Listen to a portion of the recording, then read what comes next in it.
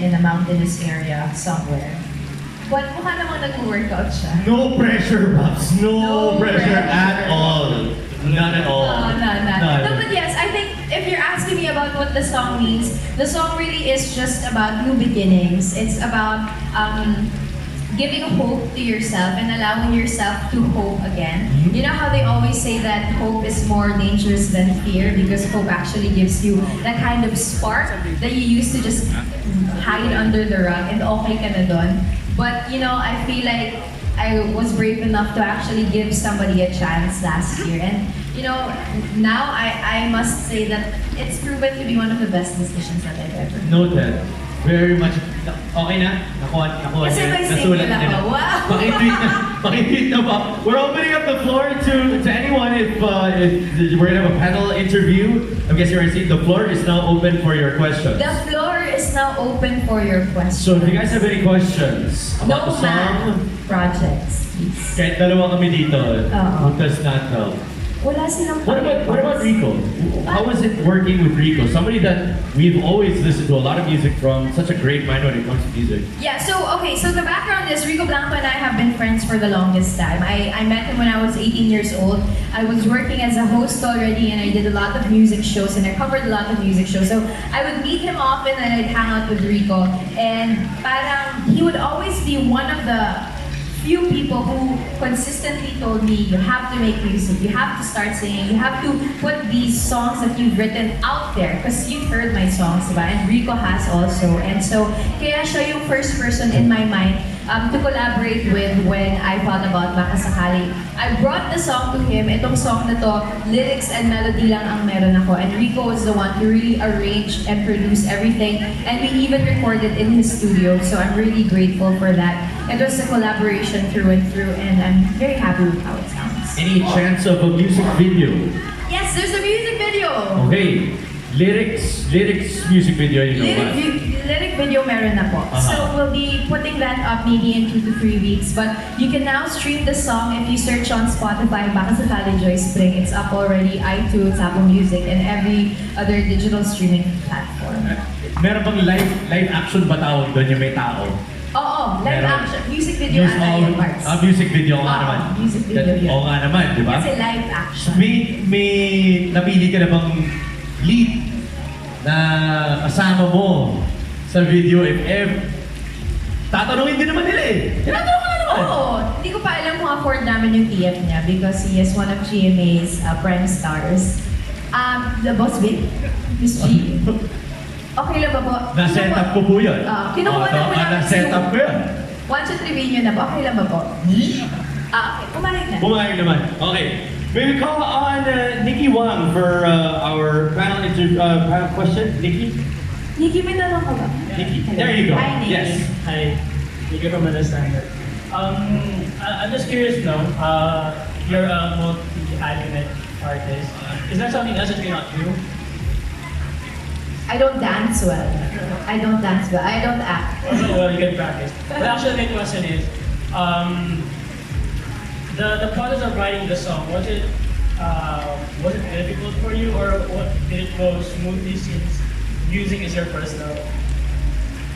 When I wrote the press release for the song, I said that it's one of those songs that kind of wrote itself, and I think any artist would agree with me na meron mga songs that you sit down and you think of what to write, or you actually kailangan mong trabahuin kumbaga yung kanta. But this is one of those songs that I sat down because I already had the melody, I already had lyrics in my head. It was just a matter of rearranging everything and figuring out if I had a theme in mind. And I realized that when I wrote the song, Juancho kasi had a post on his Instagram that said, lagi ko na siyang nasa tabi ko ngayon sa TV, sabi niya. We weren't dating at that time, we were just really friends, and doon nanggaling yung dito ka lang sa aking tabi, baka sakali, baka naman.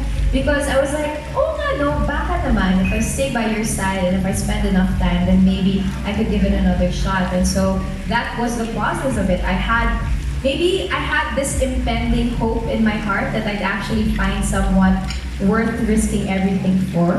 And then it just so happened that the timing was right and I was actually there, so. So is it safe to say that Juancho is one of the inspirations of it? It is safe to say that Juancho is the main beneficiary of this song. Yes, he's one of the major inspirations. But you know, as I mentioned, I think it's also hope in the sense that I lost hope, not just for romantic love, I lost hope for making music because I was like, I'm too busy. As you mentioned, I do so many things and I'm still a frustrated dancer. That's still one thing that I feel like I could pursue. I'm hosting and I'm doing so many great opportunities that are given to me by GMA. So parang sabi ko, okay na, huwag na natin gawin yon. But then, I had this thought na maybe I could give it another shot. Baka naman, baka mag-workout siya. Well, that sounds very relatable. Congratulations. Oh, thanks, Nikki. Maraming salamat. Thank you. Question, Quartz, do you want to sit down? I would love to There you sit go. down into my yellow Game of Thrones chair. Because as you know, Aaron, that I'm a huge Game of Thrones fan. No. No. You know Arya Stark? She is Do the not cousin ruin that show for me in front of everyone. Tony Stark. Ganda. They Coming are up next, John Bueno. John Bueno. John! Hello, kamusta ka na? Okay naman, ito init na init sa buhay ko. First off, congratulations to Salamat. Sino. Are you planning to somehow release a full album if in case you see that this actually does well on digital stores? I would love to release an album. Because of the setup of tonight's single release, I feel like I'm pressured to release an album. Grabe, ano gagawin natin pag album release, guys? Araneta levels na tayo, no? No, but yeah, I'd love to release an album. In the meantime, though, I think single is the way to go with a digital platform. There's really a lot of ways for us to express ourselves and release new music without the pressure of having a long format album. So for me, singles lang muna, and then maybe we can do an album in the future. Hopefully before the year ends. It seems that you're quite confident in making songs now. Do you think your way or the process you actually do things is with love rather than with hurting yourself? Sorry again. I mean, if we actually make songs when they get hurt, right? And then you're making songs when you're in love. Is that your process per se? I guess so. I guess with anything, I'm kind of extremes in that way. When I'm very happy, I write songs. When I'm very sad, I also write songs. I actually have a lot of sad songs that I've written, but I haven't released them precisely because I feel like they're such personal experiences for me. And once I release them to other people, it's open for scrutiny. And I'm not sure if I'm brave enough to do that yet. Kaya siguro mas madali sa akin sumulat ng kantang masaya at i-release sa mga tao. Hopeful song and release it to people because I feel like it's gonna be easier for me to stand by it in the future and be like, yeah, I wrote that when I'm in love or when I need hope or I give people chances. But when you say that I wrote this at a difficult time of my life, I'm going through a heartbreak, parang mas mahirap siyang panindigan, diba? So I'm not yet brave enough and I actually admire the artists who are doing that, who are capable of being that vulnerable. Maybe someday. So marami ka ng bangko. Madami akong bangko. Madami akong sad songs and sad poetry. Oo, umuoo si Aaron. Madami talaga. If you look at my website, www.joycepring.com, I write a lot. So most of my poetry, most of my prose and essays, they're very sad. But I decided to release a hopeful song because I feel like lahat tayo kailangan natin ng konting jolt of excitement and hope in our lives right now. I feel like we need that sense of positivity and that sense of braveness, being brave and courageous enough to actually try again. Whether it's in love, career, in your family, or in whatever relationship or undertaking that you have. So. Do you think this love is beneficial for you too? Because obviously you're blooming right now, and so is Juancho. Is he blooming? Look Well, at him. he looks a lot thinner than when I last saw him. Oh, hey. Baka So- stress lang sa akin. But do you think the love actually helped? I think having anybody who supports you and takes care of you the way that Juancho does is beneficial. I feel like he is one of the most supportive people in my life right now. He's one of my best friends also, and he loves and takes care of my friends and my family the way that I love and take care of them. So it really helps. And I don't want to kind of limit it to just romantic love, not just your partner. Feeling ko kung meron kang kaibigan, kapamilya mo, or meron kang katrabaho mo na katulad ni Juancho na talagang sinusuportahan ka at minamahal ka without asking for anything in return, you'll really bloom and you'll really grow as an individual. Alright, congratulations. Thanks, John. Thank you, John. Appreciate it. Now we'll go to Kate at the heart.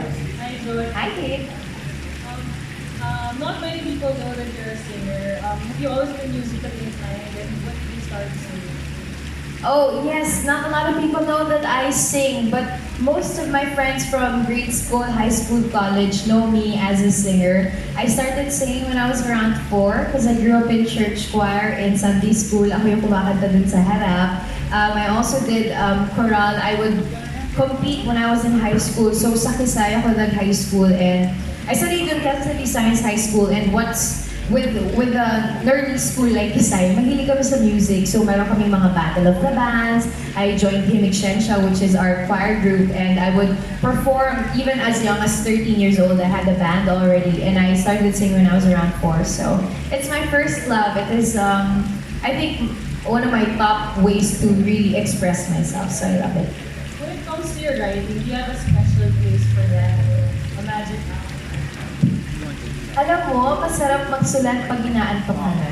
Lahat ng mga kanta na nasusulat ko na maganda, or yung mga, sometimes I have a notebook by my bedside table, and if I have a lyric, you know that in-between state of you just about to fall asleep, and then you have that great idea, that's when I actually write things down. So I always have a notebook, or on my phone, I write it down on my notes. That's my magic hour, I guess, if you ask me. But anytime that I'm spending on my own, or anytime that I spend after watching something inspirational, whether it's a beautiful movie or a musical play or a gig, diba? Or halimbawa, if I'm hosting one of these things like a single launch or an album launch, or I host, of course, for Stand for Truth, our music segment, I get so inspired by these amazing artists who actually make music for a living. So, minsan yun yung magic hour ko. Right after trabaho, uwi, harap sa piano, sulat. Thank you and congratulations. Thanks, Kate. Appreciate it. And last we go to Alan. Excuse me, Sir Alan.